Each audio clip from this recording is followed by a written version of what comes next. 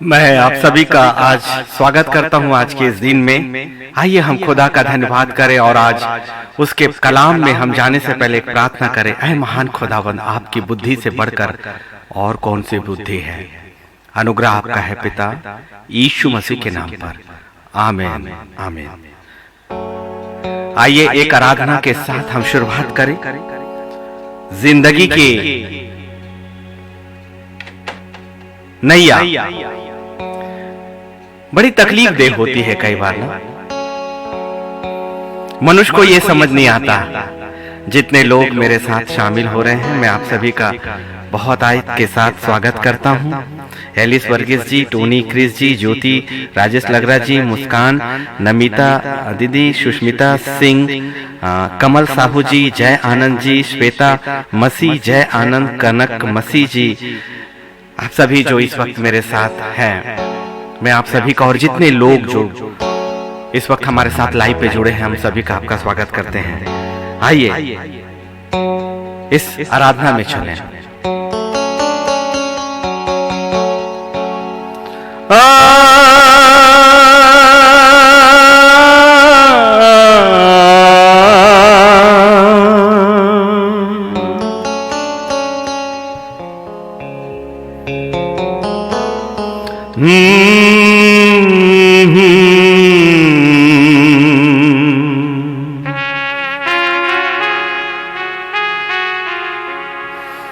गहरी है ये नैया, कैसे गहरे भव सागर को पार करे।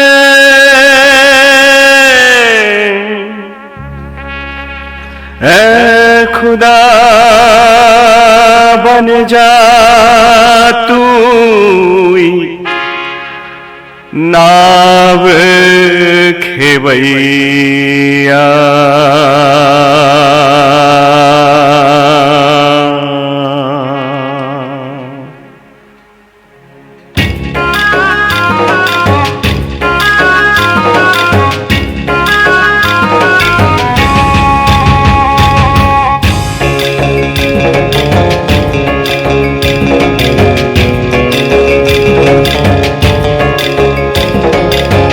गहरी है नदियाँ, जाऊं कैसे उस पार रे।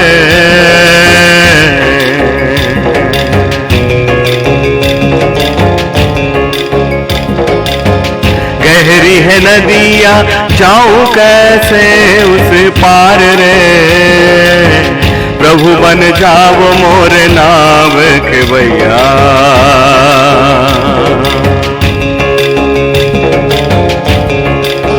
प्रभु बन जाओ मोर नाव खेवैया रे। प्रभु बन जाओ मोर नाव खेवैया।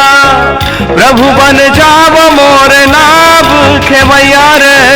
प्रभु बन जाओ मोर नाव खेवैया। डगमग डगमग डोले रे नैया रे। डगमग डगमग डोले रे नैया रे। प्रभु बन जाओ मोरे प्राण बचैया।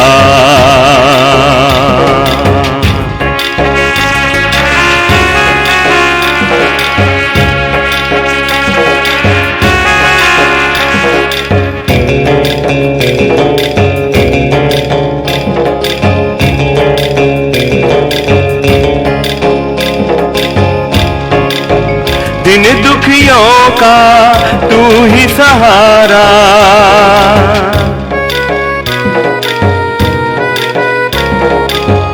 दिन दुखियों का तू ही सहारा। सबका पालनहारा, खेवनहारा।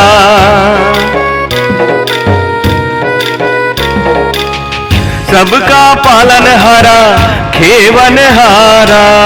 प्रभु बन जाओ मोरे प्राण बचैया।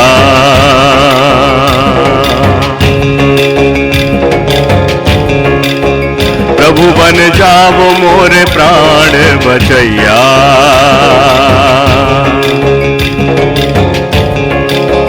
डगमग डगमग डोले रे नैया रे, डगमग डगमग डोले रे नैया रे, प्रभु बन जाओ मोरे प्राण बचैया।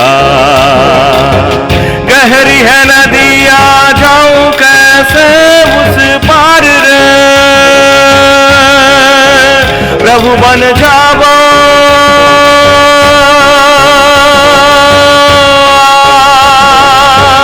प्रभु बन जाओ मोरे प्राण बचैया रे, प्रभु बन जाओ मोरे प्राण बचैया, प्रभु बन जाओ मोरे प्राण बचैया रे, प्रभु बन जाओ मोरे प्राण बचैया।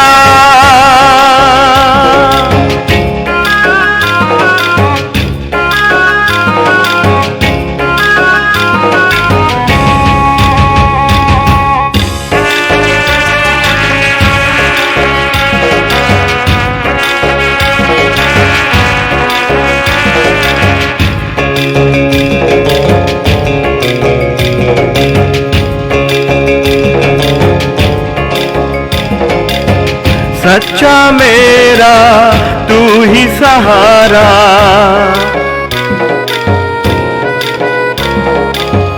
सच्चा मेरा तू ही सहारा, प्रभु तू ही है तो बन जाना।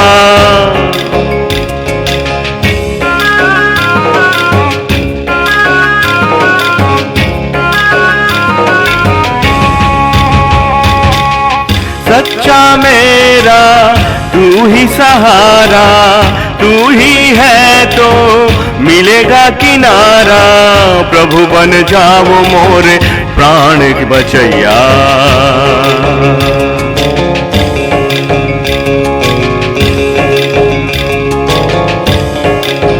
प्रभु बन जाओ मोरे प्राण बचैया। डगमग डगमग डोले रे नैया रे, डगमग डगमग डोले रे नैया रे, प्रभु बन जाओ मोरे प्राण बचैया। गहरी है नदिया जाऊं कैसे उस पार रे, गहरी है नदिया, गहरी है नदिया जाऊं कैसे उस पार रे, प्रभु बन जाओ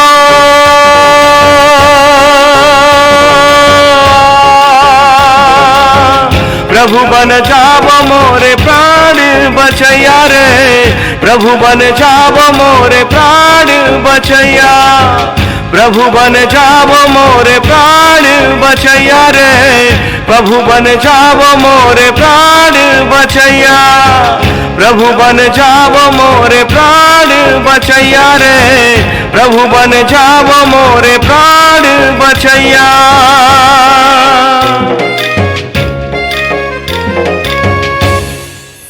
मैं खुदा का आज के दिन के लिए धन्यवाद करता हूँ कि उसने अपने अनुग्रह से हमें और आपको ये जिंदगी दिखाई है। परमेश्वर का ज्ञान और मनुष्य की समझ में जमीन और आसमान का अंतर है, और इसीलिए तो खुदा ने आपको और मुझे कहा है नीति वचन 3 में कि तू अपनी समझ का सहारा मत लेना, परंतु संपूर्ण मन से परमेश्वर यहोवा पर भरोसा रखना। कोई भी ज्ञान जो खुदा का है वो उसके पवित्र आत्मा के द्वारा ही संभव है, और बिना पवित्र आत्मा के हम उस गहराई को नहीं जान पाते। परमेश्वर में बुद्धिमान होना और मनुष्य की दृष्टि में बुद्धिमान होने में जमीन और आसमान का अंतर है। यदि मनुष्य की बुद्धि अपने आप में पर्याप्त होती, यदि मनुष्य की समझ अपने आप में पर्याप्त होती, तो अभी तक मनुष्य अपनी जिंदगी में अपनी जिंदगी को तय कर चुका होता।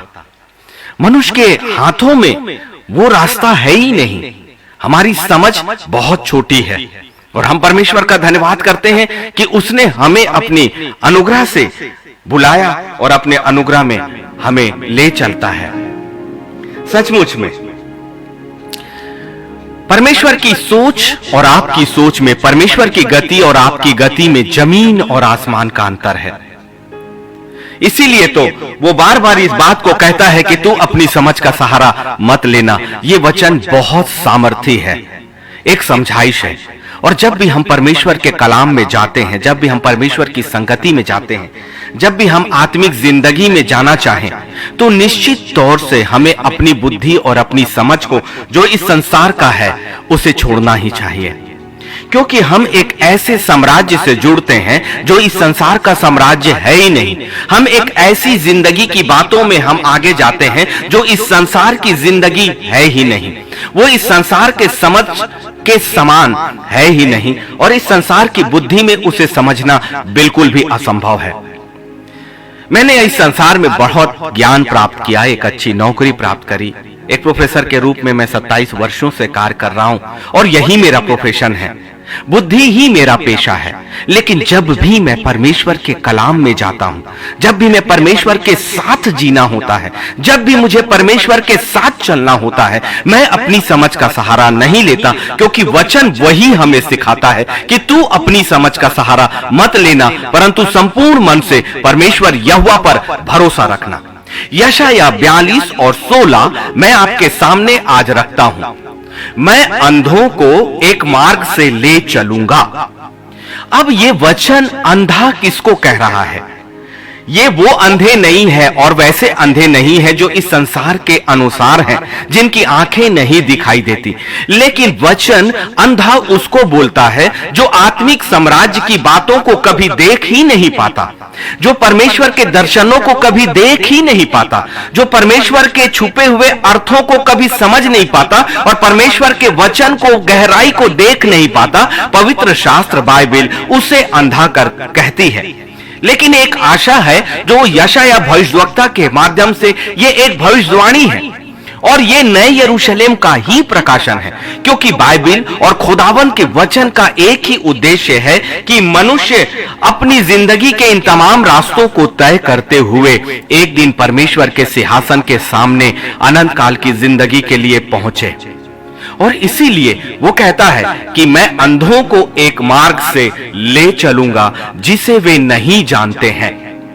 याद रखें, वचन पर भरोसा करें और वचन जो कहता है उसके लिए हम प्रार्थना करें कि आपको यदि वचन समझ नहीं आता, यदि आपने उसे मनुष्यों के ज्ञान में और मनुष्यों के ज्ञान के द्वारा समझा है, तो हो सकता है कि मनुष्य आपको उन गहराइयों तक ना ले जा सके। लेकिन यदि आपने इस वचन के समय लिखने वाली आत्मा की सहायता ली और परमेश्वर की सहायता ली, तो वो आपको इस वचन के सत्यता को और उसकी गहराइयों में ले जाते ही चला जाएगा। और खुदा का वचन की गहराइयां अथाह है। वो कहता है मैं अंधों को एक मार्ग से ले चलूंगा। और इसीलिए परमेश्वर के द्वारा जो बुद्धि मिलती है वो हमारी समझ से कहीं अलग है। परमेश्वर की जो योजनाएं हमारे भविष्य के लिए है, हमारी जिंदगी के लिए है, वो हमारी सोच से कहीं अलग है। परमेश्वर की योजनाएं जो उसने आपकी माता के गर्भ में रचे जाने से पहले ही बनाया, वो अलग है। और ये याद रखें, हम अपने पारिवारिक जिंदगी में हो सकते हैं, हम एक पारिवारिक रिश्ते में हो सकते हैं, हम किसी के पति हो सकते हैं, हम किसी की पत्नी हो सकते हैं, हम किसी की माता हो सकते हैं, हम किसी के पिता हो सकते हैं, हम किसी के मामा, चाचा, चाची, कुछ भी हो सकते हैं। लेकिन परमेश्वर ने आपको जो जिंदगी दी है वो निहायत ही व्यक्तिगत जिंदगी है। और परमेश्वर केवल आपकी जिंदगी को एक आत्मा की दृष्टि से ही देखता है।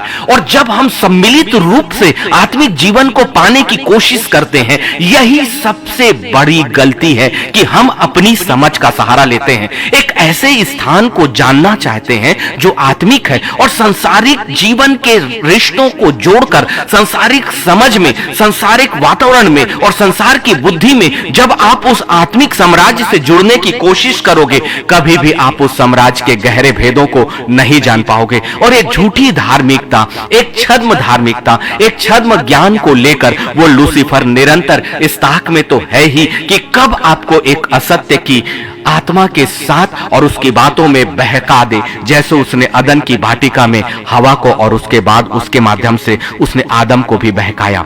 इसलिए सतर्क रहें। परमेश्वर के द्वारा जो बुद्धि है वो इस संसार की बुद्धि नहीं है। परमेश्वर के द्वारा जो समझ है वो इस संसार की समझ नहीं है। और यही सबसे बड़ी गलती है कि हमने प्रार्थना तो की, प्रार्थना तो कराया, हर निर्णय के लिए हम खुदा के लोगों की ओर ताकते हैं, लेकिन कभी आपने पवित्र आत्मा से उस कौशल को, उस ज्ञान को, उस समझ को, उस बूझ को मांगा कि जिस मार्ग पर मुझे चलना है, ऐ खुदा, वो मार्ग उचित है कि नहीं। ये ऐसा लेवल आप कैसे नहीं पा सकते? जरूर पा सकते हैं, क्योंकि पवित्र आत्मा ने आपको वो अधिकार खुदा की ओर से दिया है। और वो पवित्र आत्मा आपकी सहायता के लिए सच में आपके करीब, आपके अपने वातावरण में है। इसीलिए परमेश्वर के द्वारा बुद्धि ही हमारी जिंदगी का मूल आधार है, और परमेश्वर का ज्ञान ही हमें एक ऐसे स्थान तक ले जाएगा जो अनंत काल की जिंदगी है। और यकीन करें, हम सब का उद्देश्य यही है, इस पेज के सुसमाचार का उद्देश्य यही है, मेरी जिंदगी की, मेरी खुदा की सेवा का उद्देश्य यही है कि मैं आपको वो सत्य बता सकूं जो पवित्र आत्मा इस वक्त हमारे पास खोल रहा है। और हमें उन 5 कुंवारियों के समान बनना है, उन 5 कुंवारियों के समान नहीं जिन्होंने तैयारी नहीं की। हमें ये अवसर अभी मिला है परमेश्वर के अनुग्रह से, और सारी बातें हमारी जिंदगी की जरूर हो सकती हैं। इससे पहले मैंने प्रचार किया था कि इस संसार की चिंता हम क्यों करें, क्योंकि परमेश्वर हमारी चिंता आप करता है, वो हमारा भविष्य जानता है। हमें तो सेत में अपने परमेश्वर के प्रेम में, उसके उपाय में अपनी जिंदगी को सेत में छोड़ देना है। देखिए, मेरे पास बहुत कुछ दिया है प्रभु ने, एक अच्छी आमदनी मुझे दी है, एक अच्छा बैंक अकाउंट मुझे दिया है, एक समझ मुझे दिया है, लेकिन ये सारी बातें मुझे व्यर्थ इसलिए लगती हैं कि मुझे पता है ये सारी वस्तुएं हैं, तो ये सारी लाभ की तो है, लेकिन अनंत लाभ की नहीं है। ये मुझे कुछ समय की खुशियां तो दे सकती है, लेकिन एक वास्तविक खुशी, एक वास्तविक आनंद मैं नहीं पा सकूंगा। तो फिर लाभ क्या है? वो जो परमेश्वर के ज्ञान ने मुझे भरा, वो जो परमेश्वर की समझ ने मुझे भरा कि वास्तविक धन, वास्तविक संपत्ति, वास्तविक उद्देश्य क्या है। और परमेश्वर का कलाम अपने आप में सच्चा है, और उसने आपसे पीढ़ियों की वाचा को बांधा है। यदि मैं अपनी जिंदगी में परिश्रम करूं तो मैं अपने या आने वाली 1 या 2 पीढ़ी के लिए कुछ कर पाऊंगा, लेकिन मेरे खुदा के हाथों में अपने जीवन को, अपने भविष्य को जब हम सौंपते हैं, तो परमेश्वर अनंत काल की जिंदगी में आपकी पीढ़ियों का भी वाचा को बांधता है। आपकी अगुवाई, आपकी मध्यस्थता जो आपके खुद के परिवार के लिए है, वो कभी भी खाली नहीं जाती। आइए ना, यशायाह 42 और उसका 16 जो खुदा ने आज हमें दिया, बड़ी ध्यान के साथ इन गहराइयों में चलते चले जाएं। मैं अंधों को एक मार्ग से ले चलूंगा जिसे वे नहीं जानते। याद रखें, परमेश्वर का वचन आपको कौन से रहस्यों को खोल रहा है? वो ये कि जिस रास्ते पर परमेश्वर लेकर जाना चाहता है, वो रास्ता आप कभी नहीं जानते, और इसीलिए आप पूछने के लिए और उन भेदों को जानने के लिए प्रयास क्यों करते हैं कि मेरी जिंदगी के साथ आने वाले समय में क्या हो रहा है, क्या होने जा रहा है, क्या मेरा विवाह होगा या नहीं, क्या मुझे नौकरी लगेगी कि ये नहीं, क्या मेरे साथ कुछ और चीजें होंगे कि नहीं, क्या जिन बातों से मैं परेशान हूं वो बातें आपकी जिंदगी से जाएंगे कि नहीं।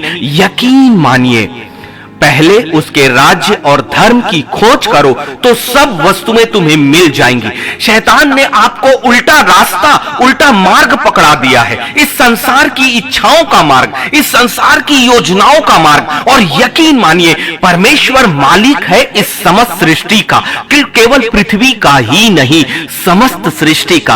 और सिर्फ उसने आपको अपने स्वरूप और समानता में बनाया है, और आप ही एक विशेष प्राणी हो जो अन्य सारे प्राणियों से बिल्कुल भी अलग। दूसरे सारे प्राणी आकार में आपसे बड़े हो सकते हैं, शक्ति में आपसे बड़े हो सकते हैं, कुछ प्राणियों की बुद्धि भी एक अलग तरीके से चलती है, कुछ प्राणियों की सेंस अलग हो सकता है, लेकिन मनुष्य आप ही एक ऐसे विशेष और सिर्फ आप ही एक ऐसे प्राणी हो जिसे परमेश्वर ने अपना रूप दिया। और जहां वो चाहता है कि जिसे मैंने अपना रूप दिया, जिसे मैंने अपनी आत्मा दी, वो प्राणी सहभागिता चाहता है परमेश्वर आपसे, इसीलिए तो वो अदन की वाटिका में उतरता था, क्योंकि उस समय परमेश्वर की दृष्टि से मनुष्य ने अपने आप को अलग नहीं किया था और हर दिन परमेश्वर उससे सहभागिता करता था। और परमेश्वर का वचन कहता है कि देख मैं युगान युग एक सा हूं। इसलिए मनुष्य वो नहीं है कि वो झूठ बोले। तो फिर वो क्या है? परमेश्वर एक आत्मा है, उसने जो कह दिया सो कह दिया। और मेरे खुदा का स्वभाव कभी नहीं बदला, मेरे परमेश्वर का चरित्र कभी नहीं बदला, मेरे परमेश्वर के कार्य करने का तरीका कभी नहीं बदला, क्योंकि वो अपने आप में ना बदलने वाली एक सामर्थी आत्मा है। और इसीलिए वो चाहता है कि उसका अंश भी अनंत काल के लिए उसके वेदी के सामने जाए। सच में सौदा बहुत ही सस्ता। यदि अभी हमने थोड़ी सी अपनी जिंदगी, कुछ वर्षों में यदि हमने परमेश्वर के कलाम पर भरोसा करके अपनी जिंदगी को उसके आगमन के लिए तैयार कर लिया, उन 5 कुंवारियों के समान निश्चित है कि नया यरूशलेम कभी भी आपसे छूटेगा नहीं। और वचन तो अपने आप में है ना कि यदि तू विश्वास करे तो तू और तेरा घराना उद्धार पाएगा। एक ऐसा मार्ग है जो हमें दिखाई देता है, लेकिन अब मैंने अपनी जिंदगी के सारे रास्तों को और उसके बाद की जिंदगी के सारे रास्तों को अपने परमेश्वर के कलाम पर भरोसा करके छोड़ दिया, क्योंकि मेरे परमेश्वर की समझ मुझसे अथाह है, मेरे परमेश्वर का ज्ञान अलग है। और वो कहता है कि मैं अंधों को एक मार्ग से ले चलूंगा जिसे वे नहीं जानते। तो वो मैं जानता हूं कि वो मार्ग जो परमेश्वर ने मेरे लिए और आपके लिए तय किया गया है, उसे हम नहीं जानते। लेकिन अब आगे वो कहता है, यशायाह 42 और 16 में आपके सामने रख रहा हूं, और उनको ऐसे पथों से लेकर चलाऊंगा जिन्हें वे नहीं जानते हैं। क्या भेद खोल रही है? परमेश्वर के रास्तों को मनुष्य नहीं जानता, परमेश्वर के रास्तों को मनुष्य नहीं जानता। इसलिए आप वो चाहता है, इस वचन के रहस्यों के द्वारा परमेश्वर चाहता है कि आप जानना चाहो भी मत, केवल ये विश्वास करो कि मेरा खुदा जिस रास्ते पर और जिस पथ पर मुझे ले जाएगा, यिर्मयाह 29:11 के अनुसार वो योजना मेरे लिए कभी भी हानि की नहीं होगी। एक बार फिर वो रहस्य, परमेश्वर की मंशा, पवित्र आत्मा की प्रेरणा से मैं आपके सामने रख रहा हूं। परमेश्वर कतई ये नहीं चाहता कि आप अपनी समझ को इस्तेमाल करो, और इसीलिए नीति वचन 3, 5 और 6 में उसने कह दिया कि तू अपनी समझ का सहारा मत लेना। अब वो यशायाह 42 और 16 में आपसे कहता है, मैं अंधों को, और इसलिए वो चाहता है कि जो अपने आप को ज्ञानवान समझते हैं ना, जो अपने आप को सोचते हैं कि मुझे बहुत पता है, जो ये सोचते हैं मेरी आंखें खुली हैं, तो खुदावन खुली आंखों वालों को और इस संसार की समझ रखने वालों को, इस संसार में घमंड करने वालों को, इस संसार में अपनी बुद्धि से परमेश्वर के वचन की व्याख्या करने वालों को खुदावन कभी भी एक रास्ता नहीं दिखाएगा। परंतु परमेश्वर ये चाहता है कि हम अंधे बन जाएं, अपनी आंखें बंद करें। इसीलिए तो कई बार जब मैं वचन को आपके लिए प्रचार करता हूं, मैं अपनी आंखों को बंद करता हूं, क्योंकि वो वचन अंदर से मुझे मिलेगा, वो रास्ता अंदर से मुझे मिलेगा। इसी बार कई बार जब मैं निर्णय लेता हूं, मैं इस संसार की चीजों को इस बखारना बंद कर देता हूं, क्योंकि परमेश्वर ही वो रास्ता हमें दिखाएगा। और परमेश्वर चाहता है, नीति वचन 3 और 5 यशायाह 42 और 16 से जुड़ता है, ये कनेक्ट होता है, क्योंकि वहां उसने कहा कि तू अपनी समझ का सहारा मत लेना। और जो अपनी समझ का सहारा नहीं लेने का मतलब यह है कि तुम अपनी आंखों को इस संसार को देखना बंद कर दो। और इसीलिए वो कहता है, मैं आंख वालों को नहीं, परंतु यशायाह वो कनेक्ट करता है नीति वचन 3 से कि मैं अंधों को एक मार्ग से ले चलूंगा। और जो उसने कहा सो कहा। यकीन माने, जिस वक्त आप संसार की अपनी योजनाओं को सोचना बंद करते हो और जिस वक्त आप परमेश्वर के हाथों में अपनी जिंदगी पूरी तरह से सौंप देते हो और कहते हो, प्रभु मैं कुछ नहीं जानता, मैं तो अंधा बन जाऊंगा। यही अंधा बनना तो हमें लाल समुद्र को पार कराता है, क्योंकि मूसा सच में अंधा था। वो अंधा इसलिए कि जो चीजें उसे असंभव दिखाई दे रही थी, उसके बावजूद भी उसने संसार की आंखों को देखना बंद किया। पीछे फिरौन की सेना थी और आगे लाल सागर था, लेकिन आंखों को बंद करें। जब भी परमेश्वर के कार्य आपकी जिंदगी में होंगे, वो हमेशा आत्मिक साम्राज्य की योजनाएं होंगी। और जब भी परमेश्वर की इच्छा और मार्ग आपके लिए होगा, वो नया यरूशलेम का रास्ता ही होगा, क्योंकि ये संसार एक दिन नाश होने वाला है और परमेश्वर अपनी संतानों को नाश होने वाली जगह पे कभी नहीं रखना चाहता। इसलिए जो योजनाएं हम बनाते हैं अपनी बुद्धि में, अपनी समझ में, वो यही कहता है कि सबसे पहला काम करो कि अपने आप को परमेश्वर के हाथों में सौंप दो और कहो, प्रभु मुझे कुछ सोचना भी नहीं है। जब मेरा परमेश्वर जो अथाह ज्ञान का, जो अल्फा और ओमेगा, जो ना तो भूतकाल से है, ना वर्तमान से है, ना भविष्य से है, जो है और सो है, ऐ महान सर्वशक्तिमान मेरे परमेश्वर, जो तू था, है और हमेशा है। तेरे ज्ञान ने, तेरी समझ ने, तेरी सोच ने इस समस्त ब्रह्मांड की रचना करी और मुझे अपने हाथों से बनाया, और तूने मेरे लिए जो कल्पनाएं की हैं, फिर मुझे सोचने की जरूरत क्या है, सिर्फ इसलिए कि मैं अंधा बन जाऊं। और इसीलिए उसने कहा कि तू अपनी समझ का सहारा मत लेना। ये पहली चीज है खुदावन के लोगों। अच्छा है कि हम अपने घुटनों को अपने परमेश्वर के सामने लाकर अपनी जिंदगी की हर बातों को, बहुत से प्रार्थना निवेदन मेरे पास आते हैं और वो कहते हैं कि हमारे घर के लोग हमारी सुनते नहीं, मेरा पति मेरी बातों को नहीं सुनता, मेरी पत्नी मेरी बातों को नहीं सुनता, मेरे बच्चे मेरी बातों को नहीं सुनता। लेकिन जो आपकी बातों को सुनता है और जो सुनकर आपके समस्त वातावरण को नियंत्रित कर सकता है, आपने उनसे बातें ही तो नहीं की। जो खुदा समस्त अथाह बुद्धि और ज्ञान का है, जिसने कहा कि मैं तुझे अपने डैनों के तले छिपा कर रखूंगा, आपने उससे बातें क्यों नहीं की? अब तो मनुष्यों के सामने बातें करना भी व्यर्थ है, क्योंकि आपके पास ताकत है उस परमेश्वर की, जो खुदा से जुड़कर आप इस संसार की बड़ी सी बड़ी चीजों को उस परमेश्वर की सामर्थ्य में कर भी सकते हैं और करा भी सकते हैं। इसलिए अब परमेश्वर के द्वारा बुद्धि ही हमारी जिंदगी का मूल आधार है। इसीलिए वो कहता है कि मैं अंधों को एक मार्ग से ले चलूंगा जिसे वे नहीं जानते। अच्छा है कि हम अंधा बने, वचन की गहराइयों में आइए। मैंने कहा ना कि अब अंतिम समय का प्रचार केवल वचन को जानना नहीं है। सिर्फ यदि हम बाइबल को पढ़ते हैं एक औपचारिकता में, तो वो सब कुछ व्यर्थ चला जाएगा। वो एक आत्मिक जीवन के लिए जरूरी है। परमेश्वर का वचन पढ़ना जरूरी है, लेकिन वचन को समझना भी जरूरी है। लेकिन ये दोनों बातें हमें नए यरूशलेम तक और अंतिम उद्देश्य तक नहीं पहुंचाएंगी। धार्मिकता हम हासिल कर सकते हैं, एक अच्छी जिंदगी हम हासिल कर सकते हैं, लेकिन हमें नए यरूशलेम का टारगेट रखना है, न सिर्फ हमारे लिए परंतु आने वाले उन भविष्य के लिए।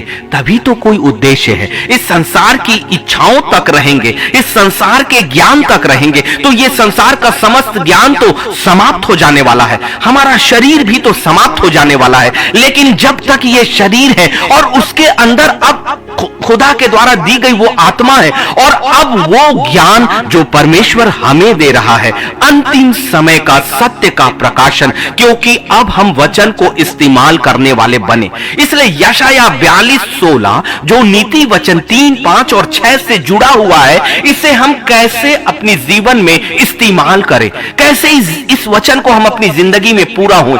सिर्फ यही प्रार्थना जो इस वचन के अनुसार जो रहस्य है, मैं अंधों को। इसलिए सबसे पहले इस वचन के हमारी जिंदगी में पूरा होने के लिए हमें अंधा बनना होगा, अर्थात हमें इस संसार पर, संसार के रिश्तों पर, संसार की समझ पर भरोसा करना छोड़ना होगा और परमेश्वर पर जो समस्त पृथ्वी का करता है उससे जुड़ना ही होगा। आपकी प्रार्थनाओं को जोड़ दीजिए, आपके उपवास को छोड़ दीजिए, आपकी जिंदगी को जोड़ दीजिए, आपके वचन को जोड़ दीजिए, आपके स्वभाव को जोड़ दीजिए, आपके चरित्र को जोड़ दीजिए। किससे? एक महान, सर्वशक्तिमान, पवित्र और पवित्र परमेश्वर से। और कहे, प्रभु इस संसार के लिए मैं अंधा बन जाऊं, अच्छा है, अच्छा है, क्योंकि मुझे तो अनंत काल की जिंदगी ही दिन और रात दिखाई देती है। आपको कौन सी जिंदगी दिखाई दे रही है? इस संसार की क्षमता, इस संसार की जिंदगी बहुत ही सीमित है। इसलिए खुदा के ज्ञान को प्राप्त करने के बाद मुझे दिन और रात अपने परमेश्वर का तेज नजर आता है, दिन और रात उसका वो सिंहासन नजर आता है, दिन और रात वो आनंद और आनंद नजर आता है। आप ना जाने कितने पैकेज बनाते हैं, फॉरेन के पैकेज बनाते हैं, घूमने के पैकेज बनाते हैं, संसार की नाशवान चीजों में कुछ समय के लिए आपको आनंद मिलता है और आप बुष्ट होते हो। सोचिए वो जगह जहां दुख और पीड़ा और आंसू है ही नहीं, आपको एक नया शरीर मिलेगा, एक नया जीवन मिलेगा। और वो फिर कभी कभी परमेश्वर, जैसे उसने ये वाचा किया था ना कि अब मैं जल प्रलय कभी नहीं लाऊंगा, अब मैं वर्षा इतनी नहीं लाऊंगा कि जल प्रलय नहीं लाऊंगा, और उसने एक चिन्ह दिया जो इंद्रधनुष का है कि परमेश्वर इस बात को स्मरण करता है। वैसे ही अब परमेश्वर कभी भी कोई सृष्टि नहीं करने जा रहा है, लेकिन वो ठहरा हुआ है क्योंकि अपने स्वभाव के द्वारा, अनुग्रह के द्वारा, दया के स्वभाव के द्वारा कि ज्यादा से ज्यादा आत्माएं जिस जगह से आई है उसी जगह पर जा सके। दुल्हा रुका हुआ है ताकि द्वार को बंद करने से पहले ज्यादा से ज्यादा दुल्हन जो उसकी देह है, खुदा के में होकर, यीशु मसीह की देह में होकर नए यरूशलेम की जिंदगी को प्राप्त कर सके। यह अवसर हमें खोना नहीं चाहिए। यह समझ और बुद्धि कतई नहीं है, ये अवसर हमें कतई जाने नहीं देना चाहिए। इसीलिए ये यशायाह 42 और 16 जो नए यरूशलेम की भविष्यवाणी है, नया यरूशलेम की भविष्यवाणी क्यों है? क्योंकि परमेश्वर का मार्ग तो वही है, परमेश्वर की इच्छा भी वही है, और ये टेढ़ा मेढ़ा मार्ग इस संसार का और लूसीफर का मार्ग है, जो कहीं ना कहीं जो रास्ता टेढ़ा और मेढ़ा है वो आपको सीधे चलने से रोकेगा ही। इसलिए जब आपकी जिंदगी में कोई बातें जब गलत होने लगे, जब आपके पैर उन गलत रास्तों की ओर जाने लगे, तो समझ जाना कि ये टेढ़ा मार्ग है, और वो विजडम आपको मिलेगा, वो बुद्धि आपको मिलेगी, और पवित्र आत्मा आपसे बातें करेगा कि जिस रास्ते पर तुम जा रहे हो वो सीधा मार्ग नहीं है। और इसीलिए अंधा होना हमारे लिए अच्छा है। यशायाह 42 और 16 की वो भविष्यवाणी जो नए यरूशलेम की है, जो नीति वचन 3 उसके 5 और 6 को भी जोड़ती है, वो यही चाहता है कि सबसे पहले हम अपने आप को अंधा करें। और इसलिए इस वचन को पूरा करने के लिए सबसे पहले आपकी ये प्रार्थना हो, प्रभु मैं अपने आप को अंधा करता हूं इस संसार के लिए, इस संसार के ज्ञान के लिए, इस संसार की समझ के लिए। जैसा भी होगा, चाहे मैं नुकसान में रहूं, चाहे लोग मुझे डरपोक कहें, चाहे लोग मेरा उपहास उड़ाएं, चाहे लोग मुझे कमजोर समझें, लेकिन मैं जानता हूं मैं एक ऐसे मार्ग पर चलाया जाऊंगा जो तेरे द्वारा तय होगा। इसीलिए वो कहता है मैं अंधों को एक मार्ग से ले चलूंगा जिसे वे नहीं जानते। हम नहीं जानते परमेश्वर की योजनाएं, हम नहीं जानते, क्योंकि वो महान, सर्वशक्तिमान, सामर्थी एक ऐसा परमेश्वर है जिसकी योजनाएं केवल स्वर्ग में और स्वर्ग के सिंहासन में उसके बैठे परमेश्वर के मस्तिष्क में है। तो कैसी तुलना है, हम कैसे जान पाएंगे? लेकिन एक वचन उसने कहा ना यिर्मयाह 29:11 में कि जो कल्पनाएं मैंने तुम्हारे लिए की है वो तुम्हारे लिए हानि की नहीं है, वो लाभ ही की है। और इसीलिए वो कहता है और उनको एक मार्ग से ले चलूंगा जिसे वे नहीं जानते, और उनको ऐसे पथों से चलाऊंगा जिन्हें वे नहीं जानते। कई रास्ते परमेश्वर जब एक मार्ग को जब वो लेकर चलेगा, और आप अंधे होकर जब एक रास्ता पकड़ोगे, एक समय के बाद, एक परिस्थिति के बाद जब आप उसके साथ चलते चलोगे, मनुष्य की समझ का सहारा मत लेना, मनुष्य का आश्रय मत लेना, अपनी समझ का सहारा मत लेना। ये परिस्थितियां हमें पूरा करनी पड़ेंगी। आप तो प्रार्थना करने के साथ ये सोचते हो, ये समझते हो कि वो उत्तर और परमेश्वर का कार्य तुरंत आपकी जिंदगी में आएगा। परमेश्वर के वचन के अनुसार, जो उसके वचन के पूरा होने का तरीका है, जब एक रोटी आप सीधे नहीं बना पाते, आपको आटा लेना होता है, आपको उसे गूंथना होता है, आपको उसे लोई बनानी होती है, आपको उसे बेलना होता है, फिर तवे को गर्म करना होता है, फिर उस रोटी को सेकना होता है। इन प्रक्रियाओं से होकर संसार की ऐसी कोई भी चीज नहीं है जिसकी एक प्रक्रिया निर्धारित नहीं है। तो परमेश्वर का रास्ता भी एक प्रक्रिया को आपकी जिंदगी में चाहता है, और बिना उस प्रक्रिया को किए, बिना उस मार्ग पर चले, बिना उसके साथ उन तरीकों पे आए, आप परमेश्वर के वचन को पूरी तरह से नहीं पाओगे। जैसे एक आटा रोटी में सीधे नहीं बदलता, वैसे ही परमेश्वर का वचन आपको विभिन्न प्रक्रियाओं से होकर लेकर जाएगा। लेकिन एक रोटी जो इस संसार की बनती है वो फिर से आपको जरूरत महसूस होती है, लेकिन परमेश्वर जिस मार्ग पे ले जाएगा वो स्थायी और एक बार का नया यरूशलेम, परमेश्वर के सिंहासन के सामने का स्थान है। सौदा आपके पास है। परमेश्वर ने बुद्धि और समझ दी है और पवित्र आत्मा सत्य को बड़ी गहराई से आपके और मेरे बीच में रखते चले जा रहा है। उसके बावजूद भी यदि हमने परमेश्वर के वचन को नहीं समझ पाए, उसकी योजनाओं को नहीं समझ पाए, नहीं जान पाए, तो फिर क्या लाभ है।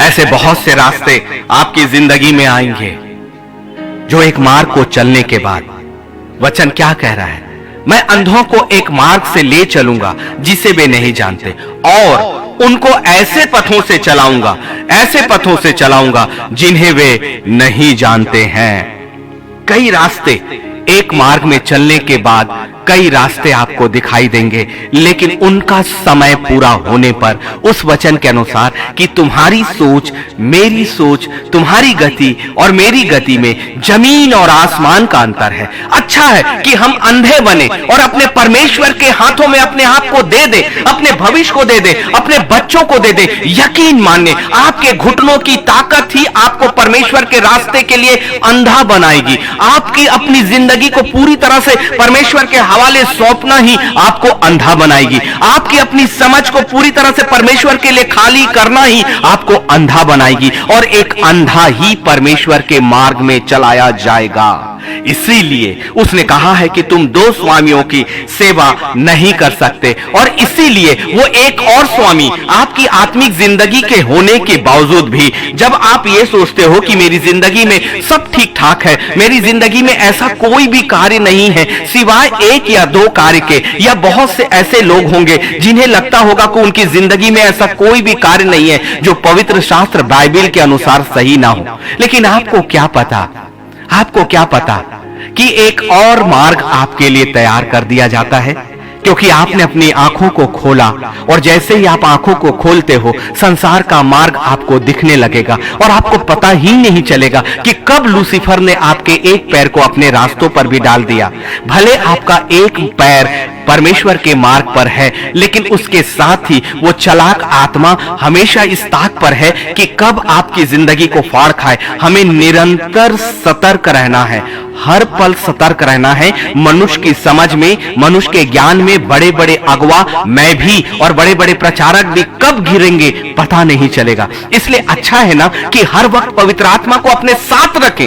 जब आप किसी अनजान जगह पर जाते हो तो आप उस व्यक्ति का साथ मांगते हो। आपके पास जब मोबाइल होता है, आप गूगल से वो ट्रेस करते हो, गूगल मैप से आप ट्रेस करते हो, और आप उस पर भरोसा करते हो। वो आपको जहां जैसा डायरेक्शन देता है वैसा ही जाते हो। संसार की समझ के लिए, संसार के एक जगह के लिए, संसार के एक एम के लिए, संसार के एक स्थान के लिए जब आप इतना भरोसा करते हो, जो भरोसा हजारों बार टूटता है, वो आपको गलत डायरेक्शन में ले जा सकता है। लेकिन परमेश्वर का कलाम कभी भी आपको गलत दिशा में लेकर नहीं जाएगा। लेकिन खुदावन आपसे सिर्फ ये कहता है कि तू अपनी समझ का सहारा मत लेना, और परमेश्वर आपसे ये भी कहता है कि तुम दो स्वामियों की सेवा नहीं कर सकते। इसलिए हमें निरंतर एक ऐसा सिस्टम अपने पास रखना पड़ेगा जो संसार का नहीं परंतु स्वर्ग का जीपीएस सिस्टम है, जो आपको सही मार्ग बतलाएगा। वो है पवित्र आत्मा। इसलिए जब आप मोबाइल पर जब आप ट्रेस करते हो, आप उस मोबाइल को अपने हाथ से अलग नहीं करते। जब एक गाइड आप लेते हो किसी टूरिस्ट प्लेस पे, आप उस गाइड को अपनी आंखों से ओझल नहीं करते। यही तरीका है, पवित्र आत्मा को अपने साथ अपने पास रखें, पवित्र आत्मा को अपने साथ अपने पास रखें, क्योंकि पिता परमेश्वर तो अनादि काल से स्वर्ग में है। वो उस मनुष्य की सहभागिता में आया था, लेकिन हमने उसकी सहभागिता को आदम और हवा के माध्यम से खो दिया। यीशु मसीह की जिंदगी के आने का उद्देश्य सिर्फ यह था कि वो एक मनुष्य के रूप में आपके लिए जीवित बलिदान बने, और एक मेल बलि और एक पश्चाताप बलि आपके लिए बने, ताकि हर प्राणी, हर आत्मा परमेश्वर के सिंहासन से जुड़ सके। और वो डिफरेंस जो खत्म हो गया था, जो लाजर और धनी व्यक्ति के बीच में था, यीशु मसीह ने उसे पाट दिया। लेकिन अब पवित्र आत्मा आपके और मेरे पास एक व्यक्तित्व के रूप में, एक इंसानी आत्मा के जैसा ही, एक दोस्त के जैसा ही, एक मार्ग प्रदर्शक के जैसा ही आपके साथ है। आप हर समय हर जगह उसे मांग सकते हैं। वो आपका दास के समान भी व्यवहार करेगा, वो आपका सेवक के समान भी व्यवहार करेगा।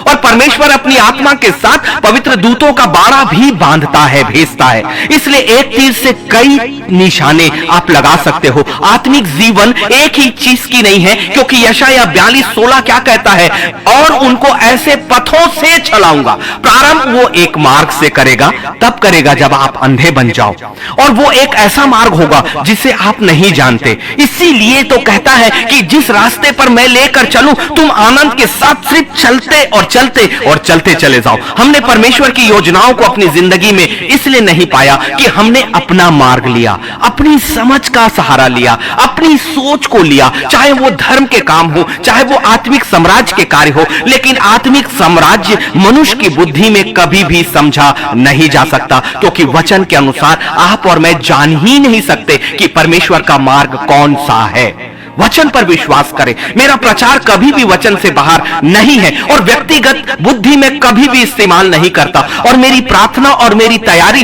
सिर्फ यही होती है कि खुदावन, भले मैं प्रोफेसर हूं तो क्या हुआ, भले मैं साइंस, कंप्यूटर साइंस, फिजिक्स सब कुछ जानता हूं तो क्या हुआ, लेकिन तेरे कलाम के लिए मुझे शून्य कर। तेरे वचन के अनुसार तू मेरी बुद्धि को बाहर कर दे प्रभु, मेरा सारा आसरा तू समाप्त कर दे, और मैं सिर्फ और सिर्फ तेरी आत्मा के नियंत्रण में रहता हूं। और मैं प्रार्थना करता हूं पवित्र आत्मा से, पवित्र आत्मा इस वक्त आप मेरे साथ आए। मेरी तैयारी सिर्फ यही है कि 24 आवर्स पवित्र आत्मा को अपने साथ रखें, अपने पास रखें, अपने आगोश में रखें, उससे लिपटे रहें, क्योंकि वो एक ऐसी ताकत है। इस संसार में किसी और चीज को आप लिपटा कर और लटका कर जाओगे, लोग हंसी उड़ाएंगे, लेकिन पवित्र आत्मा कोई भी मनुष्य नहीं देख पाता, उस आत्मिक सामर्थ को कोई नहीं देख पाता। एक ऐसा साथी जो सच्चा है, जो संपूर्ण है, और वो अकेले नहीं है। परमेश्वर का समस्त बाड़ा, परमेश्वर की वेदी की आग की सुरक्षा, वो बाड़ा जो खुदा ने अय्यूब की जिंदगी के साथ बांधा है, बिना से भेदभाव के उस खुदा ने सेत में आपको अपनी संतान बनाकर वही सब कुछ आपकी जिंदगी के साथ दिया है। हम उस बाड़े के अंदर अपने आप को नहीं रखते, क्योंकि हम अपना मार्ग लेते हैं, और वो मार्ग हमें हमेशा दूर ही तो लेकर जाएगा, परमेश्वर की बुद्धि से दूर ही लेकर जाएगा। इसलिए आप चाहे कितने भी पढ़े लिखे हो, आप चाहे कितनी डिग्रियों वाले हो, आप चाहे कितने बड़े पद के हो, परमेश्वर के सामने कोई छोटा और कोई बड़ा नहीं है। वो लाजर जो कभी चिथड़ों में पड़ता था, जिसके पास कोई ज्ञान नहीं था, वो परमेश्वर के लेखे में धर्मी ठहराकर सबसे बड़ा साम्राज्य उसे मिला। अब भी यदि भेद नहीं खुला तो फिर क्या लाभ है। ये समझ, ये बुद्धि हमें अनंत काल की जिंदगी की ओर ही लेकर जाएगी। कुछ समय के लिए आप लोगों के सामने धर्मी ठहराए जा सकते हो, लोगों के सामने आप ज्ञानवान बन सकते हो, लोगों के सामने आपकी जिंदगी एक धार्मिक जिंदगी बन सकती है, लेकिन प्रतिफल तो तभी होगा जब वास्तविक में परमेश्वर के सिंहासन का सामना आप और मैं करेंगे। क्या उसके लिए आप तैयार हो? परमेश्वर के न्याय के लिए आप तैयार हो? परमेश्वर के न्याय के राजदंड के लिए क्या आप तैयार हो? क्या नए यरूशलेम के 12 फाटकों के सामने जाकर जीवन की किताब के सामने खड़े होकर अपना दावा करने के लिए आप तैयार हो? यदि नहीं, अभी भी यदि सारी चीजें हैं, तो अभी भी हमारे पास सच में अवसर है। इस अवसर को बहुमूल्य समझो, इसे जाने मत दीजिए। ये अवसर बार बार नहीं आएगा, क्योंकि आप नहीं जानते कि डेरे का सा ये शरीर, ये सांसें कब चली जाएंगी। कौन है जो इस दावे को कर सकता है कि उसकी जिंदगी इतने दिनों, इतने वर्षों की होगी। इसलिए हमेशा तैयार रहें कि जैसे ही आपका शरीर इस आत्मा से, आपकी आत्मा इस शरीर से अलग हो, सच में आप तैयार रहो, और परमेश्वर के दूत बड़े आदर के साथ आपकी आत्मा को उस स्थान के लिए, जो स्थान उसने आपके लिए तय किया है, उस स्थान के लिए लेकर आए। यही हमारी जीवन की आत्मिक जिंदगी है। संसार में प्रचार करना आत्मिक जिंदगी नहीं है, संसार में वचन को पढ़ना आत्मिक जिंदगी नहीं है, परमेश्वर की आराधना करना वो आत्मिक जिंदगी नहीं है। ये धार्मिक जिंदगी है, ये धार्मिक जिंदगी है। लेकिन आत्मिक जिंदगी वो है जो आत्मिक क्षेत्र से, नए साम्राज्य से, नए यरूशलेम से जुड़ी है। वही जिंदगी आत्मिक है। इस संसार की जिंदगी को यदि आपने आत्मिक कहा तो आप अभी तक भूल कर रहे हो। इस संसार की जिंदगी जिसे आप आत्मिक जिंदगी कहते हो, जो धर्म की जिंदगी है, परमेश्वर के कलाम के पीछे चलने वाली जिंदगी है, लेकिन वो धार्मिक जिंदगी है। और धार्मिक जिंदगी और आत्मिक जिंदगी में बड़ा अंतर है। अभी हमारे अच्छे कार्य हमें धार्मिक जिंदगी में रखेंगे, लेकिन जब हम नए यरूशलेम में पहुंचेंगे, वही आत्मिक जिंदगी है, वही आत्मिक जिंदगी है। आपने भेद समझा ही नहीं। इसीलिए कई बार जब आप प्रार्थना निवेदन देते हो या आप सोचते हो, आप यही कहते हो कि मेरी आत्मिक जिंदगी को बढ़ने के लिए आप प्रार्थना करो, और आप इस संसार की जिंदगी को ही आत्मिक जिंदगी कहते हो।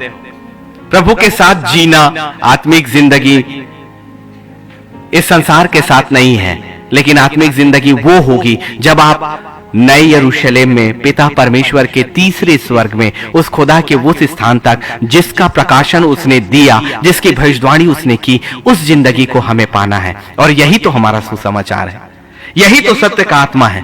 वरना प्रचार तो बहुत हुए हैं, लेकिन अब हमें इन वचनों को इस्तेमाल करना है, और वचनों को इस्तेमाल करने वाला ही नए यरूशलेम में और आत्मिक जिंदगी में पहुंचेगा। लेकिन शुरुआत तो परमेश्वर के साथ चलने से और धार्मिक जिंदगी से ही होगी, और यही धार्मिक जिंदगी का अगला पड़ाव कई पथों से वो लेकर जाएगा जिसे हम नहीं जानते।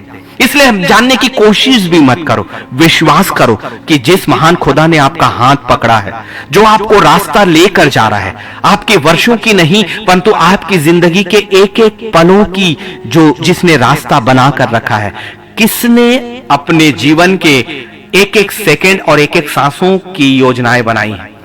किसी ने भी नहीं, किसी ने भी नहीं। ये सच है ना? सच है। आपने तो वर्षों की योजनाएं बना ली, कुछ लोगों ने कुछ महीनों की योजनाएं बना ली, कुछ लोगों ने कुछ दिनों की योजनाएं बनाई। किसने आपके हर सांसों की योजनाओं को, कौन व्यक्ति है जो बना सकता है? जिस योजना में आपका नियंत्रण ही नहीं, जिस योजना को आप बना ही नहीं सकते, उसी योजना के पीछे आपने एक बड़ी योजना को, परमेश्वर की बुद्धि को छोड़ दिया। लेकिन आज वो समझ का आत्मा आपसे और मुझसे बातें कर रहा है। हम धन्यवाद करें कि वो पवित्र आत्मा इस वक्त हमारे पास है, जो यशाया 42 उसके 16 की गहराइयों के अंदर हमें लेकर जा रहा है, और ये गहराइयां हमें नए यरूशलेम की ऊंचाइयों पर लेकर जाएगी।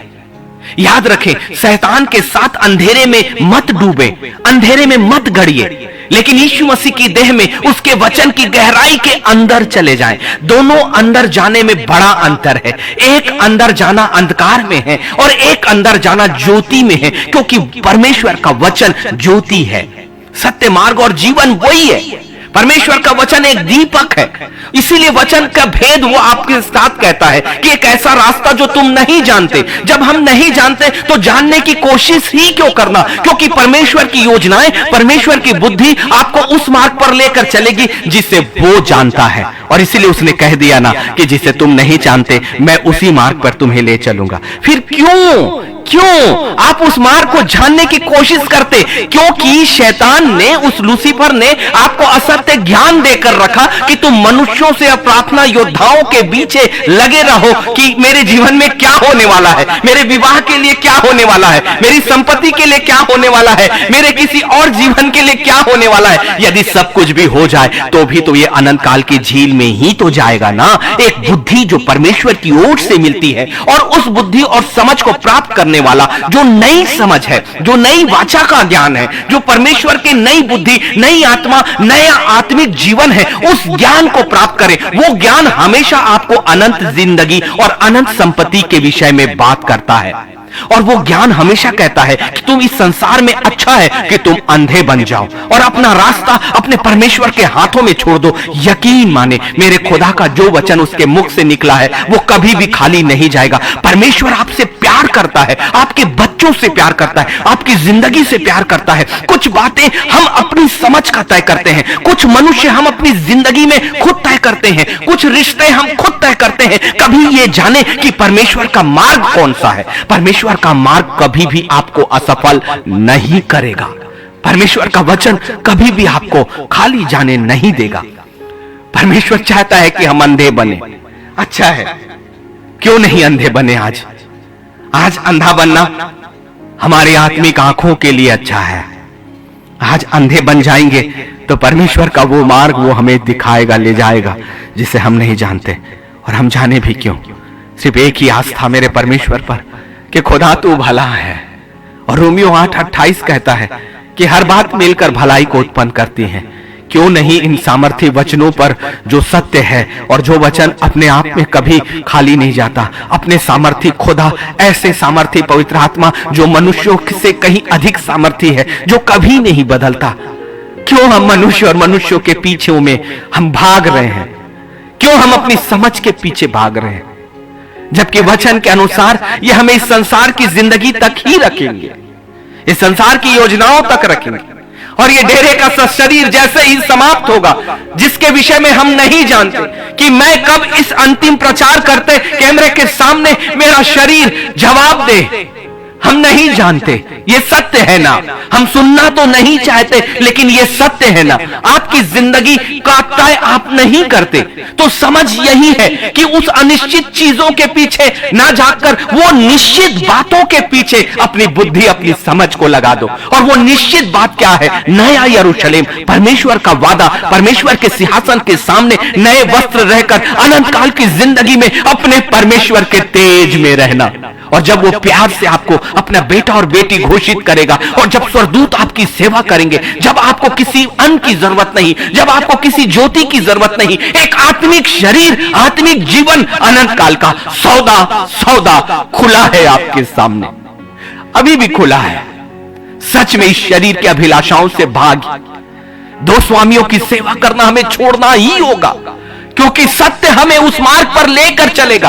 और अशुद्ध शरीर कभी भी परमेश्वर के द्वारा पकड़ा नहीं जाएगा, क्योंकि मेरे परमेश्वर के हाथ बहुत पवित्र हैं, इसलिए उसका मार्ग भी पवित्र है। इसलिए अपवित्र पैर उस पर नहीं चल सकते, अपवित्र हाथ परमेश्वर कभी छू ही नहीं सकता। इसलिए तो वो दुखी होता है, और इसीलिए तो उसने बार बार मौका दिया है। और यदि हम अशुद्ध और पवित्र हैं, तो इसीलिए तो उसने अपने बेटे का लहू आपके लिए बहा दिया, इसलिए अपने आप को वो बहा दिया, क्योंकि कोई ऐसी संसार में कोई ऐसा पदार्थ नहीं जो आत्मिक जीवन को शुद्ध और पवित्र करे, सिर्फ आपके और मेरे यीशु का लहू। और इसे खरीदने की जरूरत नहीं, क्योंकि दाम देकर तुम मोल लिए गए हो, पहले ही हम ही खरीद लिए गए, उसने हमें पहले ही अपना अधिकार दे दिया है। सिर्फ अंगीकार और अंगीकार और अंगीकार, जो बहुत आसान है, अपने परमेश्वर के सामने अपनी पूरी आत्मा को खोल कर रखना और कहना, प्रभु तेरे पवित्र लहू को मैं अपने शरीर के चारों ओर, अपने वातावरण के चारों ओर, अपनी जुबान के चारों ओर बांधता हूं।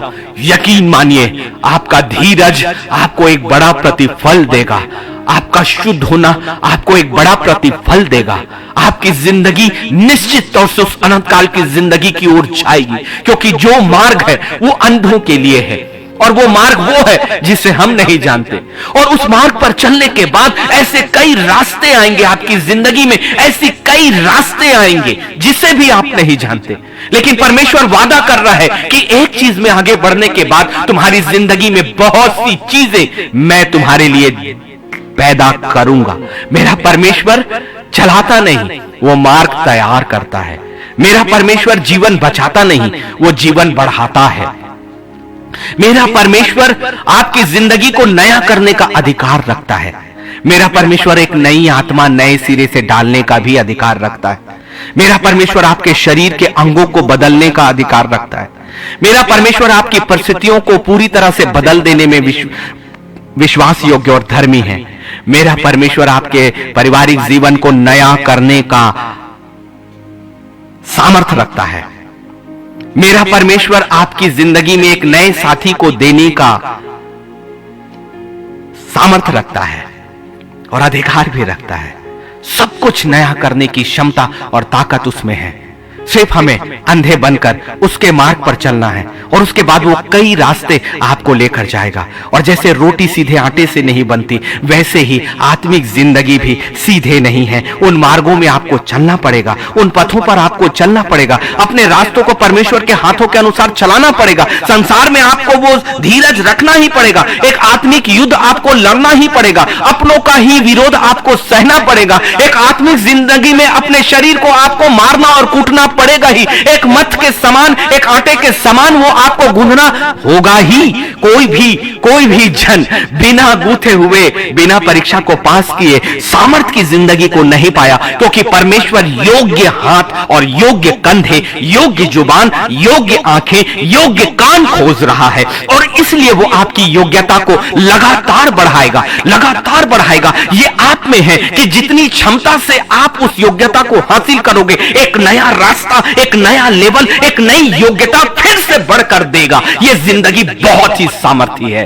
परमेश्वर के साथ चलना बहुत सामर्थ्य की जिंदगी है। सारी बुद्धियों को प्राप्त करने का, सारी समझ को प्राप्त करने का, एक समथर मार्ग में चलने का। यकीन माने आपकी और आपके बच्चों और पीढ़ियों की परमेश्वर अपने रास्ते पर लेकर चलेगा, और आपको सिर्फ एक अंधा बनकर अपने परमेश्वर के अनुसार चलना है। कुछ बातें दिखाई इसलिए नहीं देंगी कि उसने पहले ही यशाया 42:16 में कह दिया कि जिस मार्ग पर मैं तुम्हें ले चलूंगा तुम उसे नहीं जानते, और ऐसे पथों पर चलाऊंगा जिन्हें वे नहीं जानते। इसलिए यदि हम जानने की कोशिश करते और जिसे जान जाते हैं, वो हमेशा परमेश्वर का रार और मार्ग और पथ नहीं होगा। वो जो रास्ता आप जान जाओ, समझ लो कि वो लूसीफर का रास्ता है, क्योंकि परमेश्वर का रास्ता और मार्ग कभी मनुष्य नहीं जान पाएगा, ये खुदावन कहता है। इसलिए यही एक चिन्ह है कि जिसे आपकी बुद्धि समझने लगे, जिसे बुद्धि आपकी जानने लगे, वो जान लीजिए कि वो दिखने में वैसा ही फल के समान है जैसा मन भावना हवा को दिखाई दिया था। और वही झूठी बातें कि तू निश्चय नहीं मरोगे, परंतु तुम परमेश्वर के योग्य और उसकी समानता में हो जाओगे। देखिए, ये परमेश्वर के समानता में आने का हमेशा उसकी इच्छा रही है, और वही झूठी बातें उसने उस सत्य को जानने के बाद ही की, क्योंकि उसे पता था जब उसने परमेश्वर की समानता के लिए ही अपने विचार किए, तभी वो स्वर्ग से गिरा दिया गया।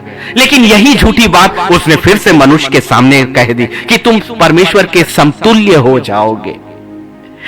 जो समझ आपके सामने खुल जाए, जो रास्ता आपके सामने खुला दिखाई दे, जिसका अंतिम स्थान आपको दिखाई दे, जान लीजिए कि वो लूसीफर का मार्ग है, वो लूसीफर की बुद्धि है। और नीति वचन 3 और 5 और 6 को अपना हाथ रखकर कह दीजिए, प्रभु ये वचन मेरी रक्षा करे और तेरा पवित्र आत्मा मुझसे बातें करे। मैं अपनी समझ को यहीं त्यागती हूं। लूसीफर उसी वक्त हार जाएगा। यही तो तरीका है आत्मिक युद्ध का, और लूसीफर को हराना सिर्फ वचन पर चलने के द्वारा होता है। आत्मिक युद्ध केवल वचन के आधार पर होता है। आपकी जिंदगी को परमेश्वर के मार्ग पे डाल दीजिए। यही परमेश्वर के मार्ग पर चलना जिसे हम नहीं जानते, यही आत्मिक युद्ध है। यही आत्मिक युद्ध है। और जब आप चलने लगते हो तो वो युद्ध प्रारंभ हो जाता है। समझ को रखें, ज्ञान की बातों को रखें, वो ज्ञान जो स्वर्ग का है, भेद और रहस्य।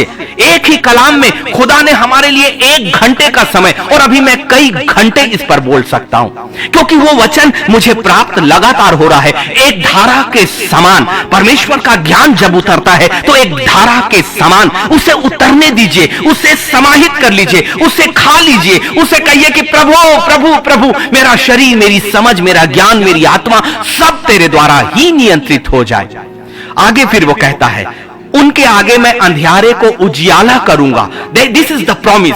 जब हम परमेश्वर के मार्ग के लिए अंधे हो जाते हैं, जब हम एक मार्ग पर चलते हैं, फिर कुछ समय के बाद परमेश्वर कई पथों को दिखाएगा, लेकिन ये मार्ग भी और वो पथ भी हम नहीं जानेंगे। उसी वक्त जब वो आपकी जिंदगी में हो जाएंगे, तब आपको पता लगेगा कि ये योजना, ये मार्ग तो मेरे परमेश्वर के थे। मैंने भी कभी कल्पना नहीं करी थी मेरे खुदा के लोगों कि इस तरह से मैं इस टेक्नोलॉजी को यूज करूंगा, और आज मैं आपके बीच में घर बैठे अपनी एक कोने की जगह से ही, उसी जगह पे जिसमें मैंने संसार का ज्ञान प्राप्त किया, उसी संसार को ज्ञान को लेकर परमेश्वर का मार्ग क्या था, और वो परमेश्वर का मार्ग हमारी जिंदगी में इस वक्त दिख रहा है।